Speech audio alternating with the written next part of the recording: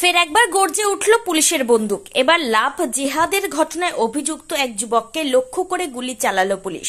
কাছাড়ের কোথায় ঘটেছে এমন ঘটনা তার বিস্তারিত শোনার আগে চটজলদি আমাদের ইউটিউব চ্যানেল সাবস্ক্রাইব ও ফেসবুকে আমাদের ফলো করে নিন।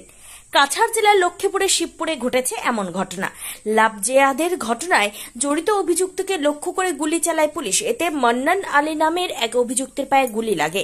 ঘটনার পর আহত মান্নান আলীকে সঙ্গে সঙ্গে তাকে শিলচর মেডিকেল কলেজ হাসপাতালে নিয়ে যাওয়া হয়।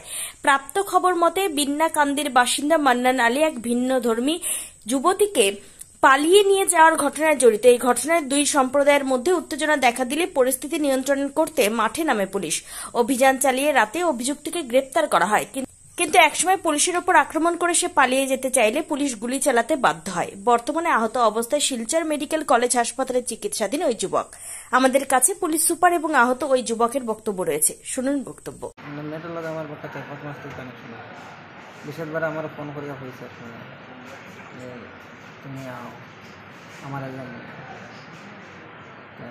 আমি বলছি যে না এখন না কইদিন যাও, তো আমারও বললো যে না এলে তো আমি বাঁচতে পারতাম না, আমি বাড়ি থেকে বাইরে গেছি, তুমি তো গিয়ে আর কি না গেলাম। আনার পরে তো এদিক সেদিক দু একদিন রইলাম, রওয়ার পরে তো আর কোনো বেজার লাগছে যে আমি বুঝতে লিখছি বাড়ি বাইরে হওয়ার পরে আমি তারা কইলাম যে চলো আমরা বিন্নাকান্দিত যোৱাকালি এটা চিৰিয়াছ ল এণ্ড অৰ্ডাৰ চিটুৱেশ্যন এটা উদ্ভৱ হৈছিলে। তাত এগৰাকী ছোৱালীক, 19 বছৰীয়া ছোৱালীক, চাহ বাগিচাৰ ছোৱালীক স্থানীয় এগৰাকী যুৱকে, তেওঁ ইতিমধ্যে বিয়া বাৰু কৰোৱা ল'ৰা ছোৱালী আছে, আৰু ছোৱালীজনীক কিডনেপ কৰি লৈ যায়। তাৰ ফলত স্থানীয় ৰাইজে তাত কেইবাশ লোক গোট খাই তাত এটা উত্তপ্ত পৰিস্থিতিৰ সৃষ্টি কৰে। সেই সময়ত পুলিচৰ সৈতেও যিসকল এজিটেটেড লোক আছিলে তেওঁলোকৰ মাজত হতাহতি হ'ল। আৰু ইতিমধ্যে যিজন ব্যক্তি একিউজ তেওঁৰ নাম হ'ল মানান আহমেদ, তেওঁৰ বয়স 32 বছৰ। তেওঁ সেই ছোৱালীগৰাকীক কিডনেপ কৰি ইয়াৰ পৰা লৈ যাবৰ কাৰণে চেষ্টা কৰিছিলে। সেইটো সময়ত আমি মিজোৰাম বৰ্ডাৰত বিশেষ সূত্ৰৰ পম খেদি আমি সেই ছোৱালীগৰাকীক ৰিকভাৰ কৰিবলৈ আমি সক্ষম হ'লোঁ, আৰু মানান আহমেদ নামৰ যিজন একিউজ ব্যক্তি আছিলে তেওঁক ধৰিবলৈ আমি সক্ষম হ'লোঁ।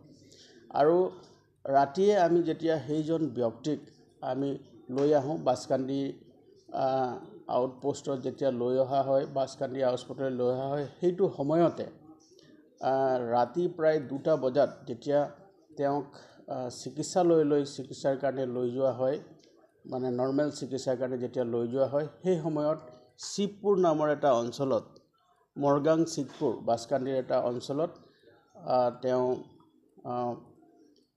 আমাৰ আৰক্ষীৰ যিজন কৰ্তব্যৰত কনষ্টেবল আছিলে তেওঁক আঘাত কৰি তেওঁ পলাই যাবলৈ চেষ্টা কৰে। আৰু পলাই যাবলৈ চেষ্টা কৰি তেওঁ বহু দূৰ দৌৰি যায়। পুলিচে তেওঁক বাৰম্বাৰ তেওঁক ৰ'বৰ কাৰণে নিৰ্দেশ দিয়ে। তেওঁক ৰ'বৰ কাৰণে ৱাৰ্ণিং দিয়াৰ পিছতো তেওঁ নৰৈ, তেতিয়া পুলিচে উপায়ন্তৰ হৈ এটা ব্লেংক ফায়াৰ কৰে। আৰু ব্লেংক ফায়াৰ কৰাৰ পিছতো যেতিয়া তেওঁ নৰয় আৰু তেওঁ ওচৰতে মানে যিটো পথাৰ আছিলে আৰু ৰাতিৰ সুযোগ লৈ তেওঁ পলাই যাবলৈ চেষ্টা কৰে। আৰু সেই সময়তে পুলিচে তেওঁক বিল' দ্য নি আৰু তেওঁক এটা ফায়াৰ কৰিবলৈ কাৰণে বাধ্য হয়।